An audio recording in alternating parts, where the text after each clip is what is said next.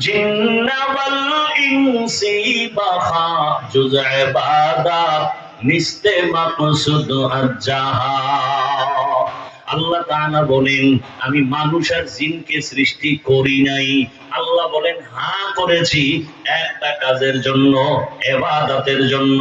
বলেন কার ইবাদত? জোরে বলেন আল্লাহর ইবাদত।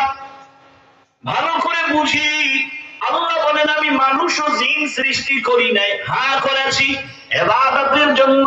আল্লাহ পাক ডাইরেক্ট বললেই তো হয়ে যাইতো, আমি মানুষ ও জিনকে ইবাদতের জন্য বানাইছি। প্রথমে নেতিবাচক আওয়াজ দিলেন তোমাদের সৃষ্টি করি নাই, এরপরে আবার বললেন হ্যাঁ করেছি ইবাদতের জন্য। আল্লাহ ঘুরাইয়া বললেন কেন? ফি'লুল হাকিম লা ইয়াখলু আনিল হিকমা। হাকিমের কাজ হিকমত থেকে খালি না, জ্ঞানীদের কাজ জ্ঞান থেকে শূন্য না। আল্লাহ এমন বললেন কেন?